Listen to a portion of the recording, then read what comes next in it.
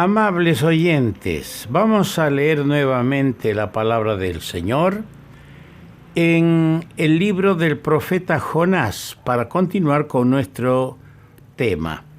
Vamos a leer el capítulo 3, lo vamos a leer todo, que este capítulo tiene 10 versículos y lo vamos a leer desde el versículo primero hasta el versículo 10. Dice así la palabra del Señor.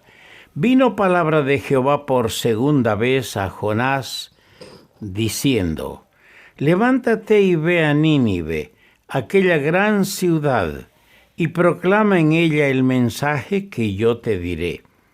Y se levantó Jonás y fue a Nínive conforme a la palabra de Jehová. Y era Nínive ciudad grande en extremo, de 3 días de camino.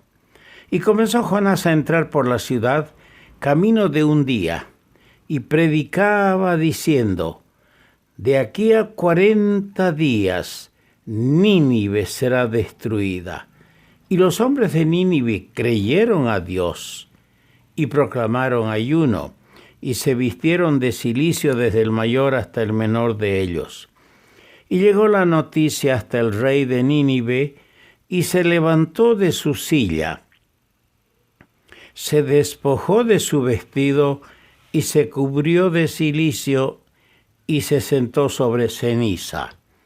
E hizo proclamar y anunciar en Nínive, por mandato del rey y de sus grandes, diciendo: Hombres y animales, bueyes y ovejas, no gusten cosa alguna, no se les dé alimento, ni beban agua, sino cúbranse de cilicio. Hombres y animales, clamen a Dios fuertemente, y conviértase cada uno de su mal camino, de la rapiña que hay en sus manos. ¿Quién sabe si se volverá y se arrepentirá Dios, y se apartará del ardor de su ira, y no pereceremos? Y vio Dios lo que hicieron, que se convirtieron de su mal camino, y se arrepintió del mal que había dicho que les haría, y no lo hizo. Ahora pasamos al Nuevo Testamento, al Evangelio de Mateo, capítulo 12.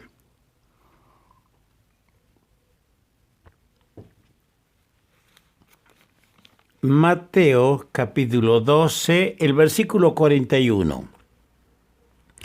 Los hombres de Nínive se levantarán en el juicio con esta generación, es decir, con la nación judía, y la condenarán, porque ellos se arrepintieron a la predicación de Jonás. He aquí más que Jonás en este lugar. Que el Señor añada su bendición a la palabra suya. Siguiendo a Jonás en su viaje, ahora en este capítulo 3 lo encontramos en Nínive. Creo que podemos decir que la frase clave de todo el libro de Jonás, y principalmente de estos 2 últimos capítulos que nos resta estudiar, la frase clave es la misericordia divina. La misericordia divina, frase que no está. La palabra misericordia no aparece en el libro, pero está expresado en la frase del versículo 11 del capítulo 4. ¿Y no tendré yo piedad de Nínive? En esa frase se resume la misericordia divina, pero no solo en la frase, también en todos los actos que vamos a ver que Dios mostró misericordia. Primero, misericordia de Dios hacia el hijo pródigo, Jonás. Entonces, dice el versículo 1 del capítulo 2, entonces oró Jonás a Jehová su Dios desde el vientre del pez, y Dios tuvo misericordia. Pese que era desobediente, era un hijo pródigo. La misericordia hacia el hijo pródigo. En segundo lugar, la misericordia de Dios hacia el siervo desobediente. El capítulo 2, verso 10, dice que mandó Jehová al pez y vomitó a Jonás en tierra. Ahí tenemos la misericordia de Dios hacia su siervo obediente. Le dio una segunda oportunidad. En tercer lugar, misericordia hacia los pecadores arrepentidos de Nínive. Hemos leído en el capítulo 3, versículo 10, y vio Dios lo que hicieron, que se convirtieron de su mal camino. La misericordia hacia los pecadores arrepentidos. ¿Sabe, amigo? Esa misericordia de Dios hacia los pecadores que se arrepienten no ha cambiado. A través de los siglos, miles y billones han sentido el impacto fuerte de esa misericordia.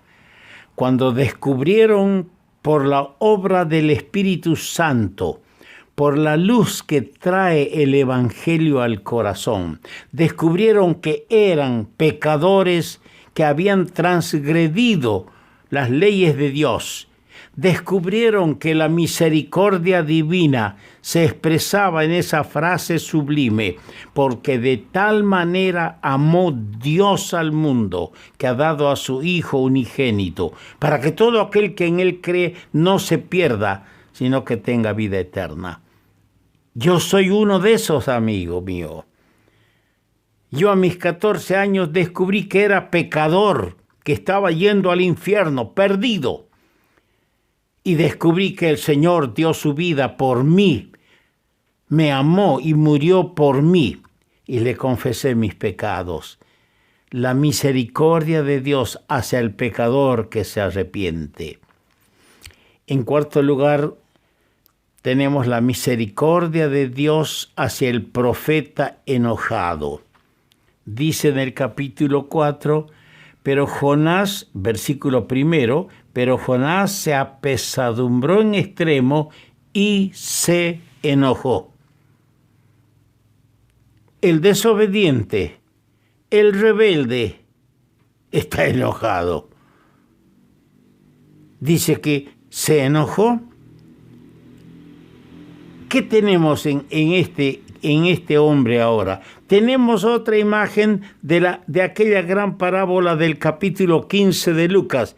Aquí tenemos al hijo mayor de la parábola. Dice que cuando el hijo pródigo que se fue llevándose la parte de su herencia, la malgastó, vivió perdidamente, despilfarró el dinero, terminó alimentando a los chanchos, garroteando los árboles de algarrobas para alimentar a los chanchos y comiendo junto con ellos. Reaccionó, recapacitó. Y me estoy muriendo de hambre yo aquí, teniendo en mi casa a los jornaleros que tienen abundancia de pan. Volvió a su padre.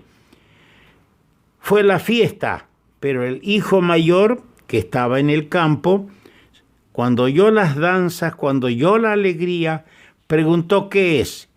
Y cuando le dijeron, tu hermano menor ha vuelto, tu padre le ha recibido y está haciendo una fiesta, le ha perdonado. Se enojó y no quiso entrar. Y aquí así tenemos a Jonás como el hijo mayor. Se enojó porque la gente volvió arrepentida a Dios.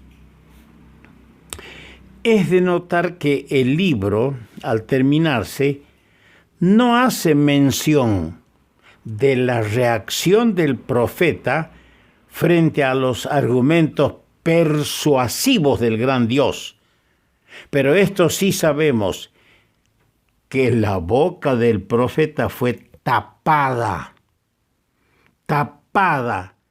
por la piedad, por la misericordia de Dios.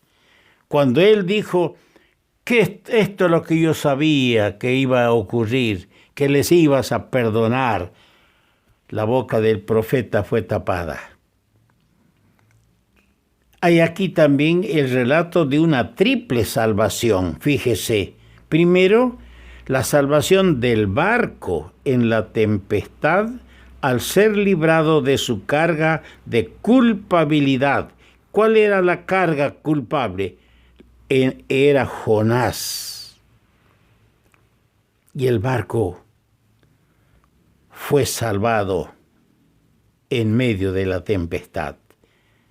En segundo lugar, hay otra salvación, la del profeta de en medio del gran pez. Cuando prometió obediencia a Dios, cuando le dijo a Dios, yo ofreceré sacrificios, pagaré lo que prometí, iré donde el Señor me manda, en otras palabras. Cuando el profeta prometió obediencia, fue salvado de en medio de las entrañas del gran pez. Y en tercer lugar, la misericordia de Dios hacia la ciudad condenada cuando sus habitantes se arrepintieron. El hecho de que el Señor Jesús hace referencia al profeta, a su libro y a los acontecimientos allí relatados, establece para nosotros su veracidad histórica y el valor de las enseñanzas espirituales del libro. Todo lo que contiene allí, hay enseñanzas espirituales. La salvación de Jonás del vientre del pez es enseñada por el mismo Señor como figura de su propia resurrección, en Mateo capítulo 12, verso 40.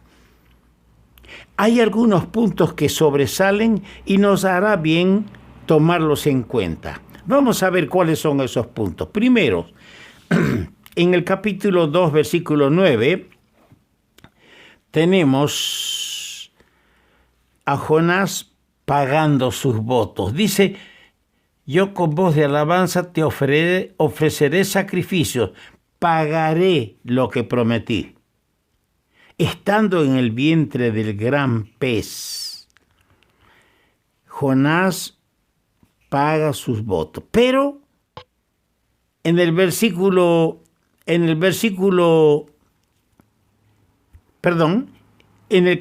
2, verso 9, dice, pagaré lo que había prometido. Y en el capítulo 3, versículo 3, se levantó Jonás y fue a Nínive conforme a la palabra de Jehová. Y comenzó Jonás a entrar por la ciudad, predicaba, dice el verso que sigue. Jonás pagando sus votos. Es bueno tomar en cuenta esto. ¿Cuántas veces, hermano, hermana en Cristo, usted ha pasado por situaciones conflictivas? Han venido pruebas que han golpeado su vida hasta apagarlo. A veces se ha sentido solo. Y en esas circunstancias que parecía abandonado, usted clamó al Señor, oró, le prometió al Señor rectificar ciertas conductas que en usted están mal. Le prometió al Señor. El Señor lo saca del pozo. Lo saca como sacó a Jonás del vientre del pez. ¿Le está cumpliendo al Señor ahora lo que le prometió? Señor, si tú me bendices, si tú me das prosperidad en este negocio que estoy emprendiendo, en este trabajo, yo te voy a recompensar, Señor. De lo que tú me des, de las ganancias que me des, yo te voy a dar. ¿Está cumpliendo con sus votos? Mejor no hacer votos si no los va a cumplir. Mejor no hacer votos. Jonás pagó sus votos. En segundo lugar, encontramos aquí a Jonás profetizando la ruina de la ciudad. De aquí a 40 días Nínive será destruida, dijo Jonás. Jonás profeta, dijo el Señor. Y ahí está profetizando. ¿Qué cosa? No era un mensaje halagador el que Dios le encomendó. Era un mensaje de juicio. En tercer lugar, en el capítulo 3, en los versos 5 al 9, tenemos el rey de Nínive pregonando ayuno en señal de arrepentimiento nacional. Es el rey mismo que está pregonando el ayuno, dando instrucciones, diciendo: gran hombres y animales, bueyes, ovejas, no coman, no beban, cúbranse de cilicio, clamen a Dios fuertemente. Él está pregonando ayuno. Se produjo un arrepentimiento nacional. En cuarto lugar, en el capítulo 3, verso 10, tenemos esta expresión. Y vio Dios lo que hicieron, que se convirtieron de su mal camino. Y Dios se arrepintió del mal que les haría y no lo hizo. Ahí tenemos a Dios proveyendo la salvación que se deseaba. En el capítulo que todavía no hemos leído, capítulo 4, versos 1 al 3, tenemos a Jonás protestando por la misericordia que Dios extendió a Nínive. En el capítulo 4, en el verso 4 dice: y Jehová le dijo: ¿haces tú bien en enojarte tanto? Y en el verso 10 le dijo: ¿tuviste tú lástima de la calabacera en la cual no trabajaste, ni tú la hiciste crecer, que en espacio de una noche nació y en espacio de otra noche pereció? Ahí tenemos a Dios preguntando a su siervo que está empacado. ¿Cuántas veces los creyentes que decimos amar al Señor nos empacamos? No queremos avanzar cuando Dios ordena avanzar. No queremos callar cuando debemos callar. Jonás está empacado, enojado.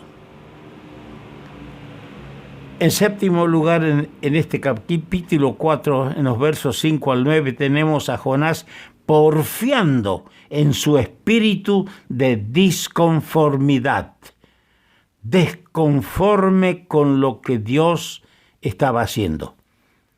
Nunca hay que ser desconforme con lo que Dios hace, porque todas las cosas ayudan a bien a los que a Dios aman. En octavo lugar, en este capítulo 4 también tenemos en los versos 6, 7 y 8 a Dios preparando, primero, en el verso 6, preparando una calabacera. En el verso 7, preparando un gusano. Y en el verso 8 dice: Dios preparó un viento solano. ¿Para qué todo esto? Era para instruir a su siervo. Oh, los métodos divinos son variados. Los métodos divinos a veces no los comprendemos. A veces reaccionamos y le decimos, cuando Dios hace algo que no nos parece bien: ¿por qué, Señor? En vez de decirle: ¿para qué, Señor? ¿Cuál es tu propósito? Porque Dios, con todo lo que nos da, quiere instruirnos. Y en noveno lugar tenemos a Dios perdonando a la ciudad condenada. Qué lindo, ¿no? En los versos 10 y 11, Dios perdonó a la ciudad condenada. Qué historia más dulce y maravillosa. Qué historia más instructiva es la vida de Jonás. Por eso es que estos días le estamos acompañando a Jonás en su viaje. Vamos a continuar, que Dios nos ayude a seguir entendiendo.